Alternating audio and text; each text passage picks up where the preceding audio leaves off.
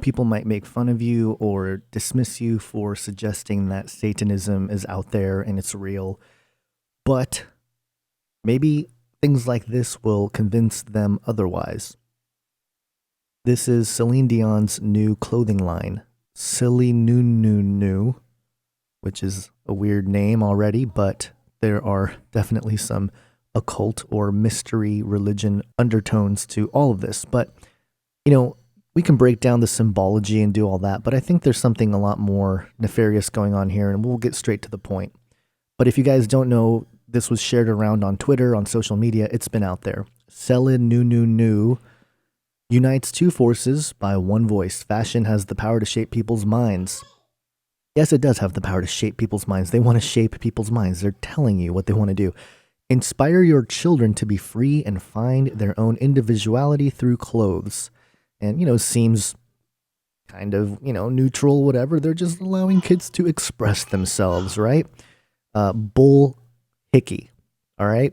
This is not something where they're trying to get kids to express themselves. They are expressing dark ideas for the children and basically using children as billboards to promote this nonsensical garbage and the occult philosophies that are behind it, which are categorically Luciferian, no matter what mystical version of whatever you want to have. Even Christianity has its mystical form, which when you break down is Luciferian.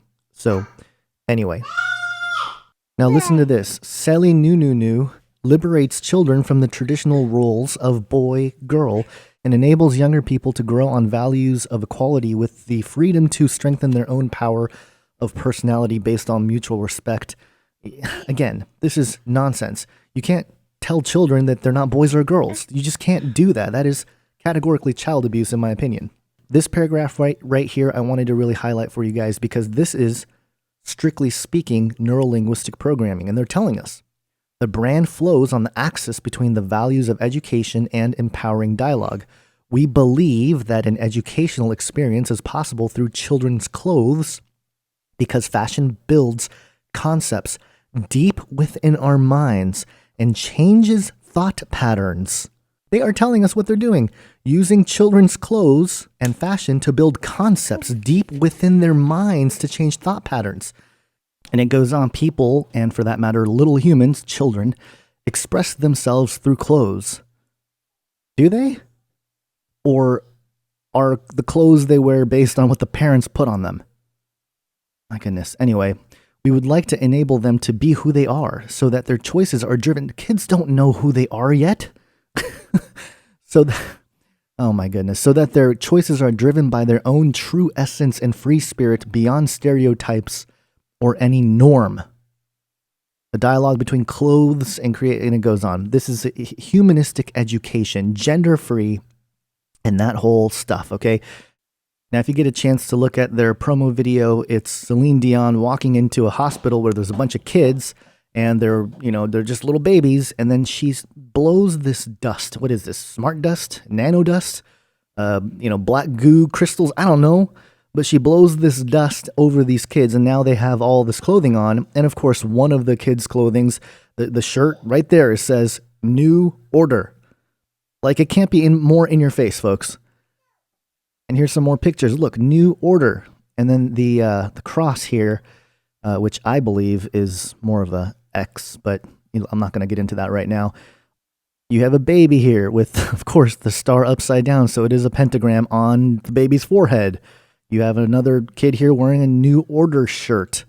The dark and the light, the duality, it's all there. And really, the reason why I wanted to make a video on this, and look, there's a lot of people talking about it, and there's probably other videos and articles and stuff that'll expose more fine details surrounding Celin Nununu. But, I really just wanted to point some of these things out because this is the culture of death being permeated into children, and I think this is wrong at so many levels.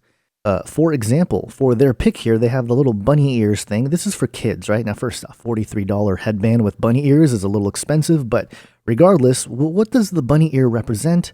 It's the fertility goddess, the whole thing connected to that side of Inanna, which kind of reminds me of the Nununu kind of thing. The ancient goddesses, fertility goddess, that's what it represents, but they're allowing kids to be running around with this kind of stuff. The skull, obviously, it's kind of a popular cultural image now. It's sort of, it's sort of hip to have a skull. But that cross also, again, I'm not going to get into it because it's just a huge rabbit hole that I won't be able to flush out in this video. But here's what caught my attention here. Children must be taught how to think, not what to think. Margaret Mead. Now, you guys might be familiar with Margaret Mead. Here's an article by Jonathan Von Marin on lifesitenews.com. Margaret Mead and the quackery that undergirded the sexual revolution. And it talks about Margaret Mead's book, Coming of Age in Samoa, where, it talks about how free the young girls are in the island of Samoa, and they're expressing themselves sexually and all this kind of stuff. Turns out that whole thing was a hoax. It was based on 2 young girls on the island, not the entire culture of Samoa.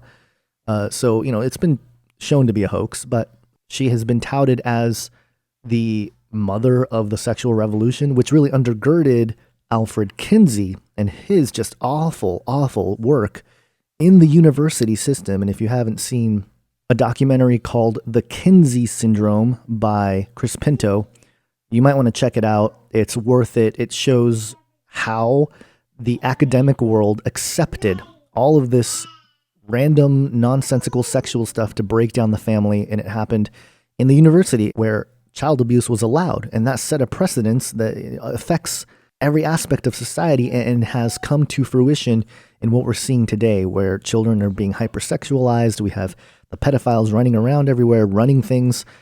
A lot of that was assisted by people like Kinsey, people like Margaret Mead. So bringing this back to this website, why would they openly quote a person who talked about youth and, being free sexually at a young age and all this kind of stuff? This is sneaking that kind of evil into society, and they're doing it through fashion and with kids. And again, I think this is just wrong. And, people who don't know any better, they're going to buy into this kind of thing and think it's cool and participate in Celin Dion's new fashion line. We know where all of this is leading to, and it's not a good place. So stay vigilant, stay watchful. Okay, there's one more aspect to this that I just discovered. I had to tag it into this video. Now, in this little thing here on the website, there's a little section here. You see all these skulls, Nununu for the arts. And you click on that, and it goes here. Our first encounter with Shay was back in 2014 when he presented his show Titans. And I remember other people talking about this, but it's just interesting how it intercrosses with all this. This has to do with the Nephilim and everything, folks. This is just in your face.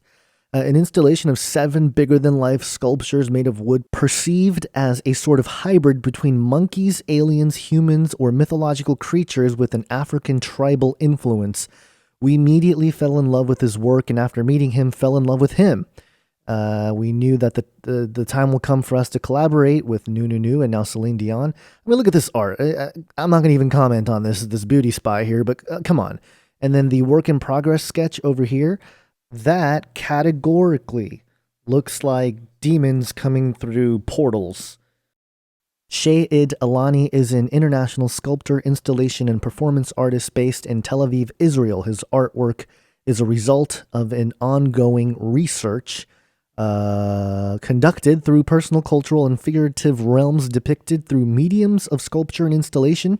Shay's main interest is in the representation of ritual energy with symbols of strength, challenges, a sense of belonging, and even humiliation. Sha'id Alani achieved his master's degree in fine arts at the University of Haifa after studying interior design and architecture, and it goes on here. But yes, you have the clown and the titan. 2 other sculptures, and then conveniently right underneath you have the kids line, skull robot hooded overall, and once again just straight up feeding the children with basically what is tied to the biblical account of the Nephilim. And this is what I hope people understand here, that people that dismiss this stuff, this imagery is directly a representation of the enemies of God in the Bible.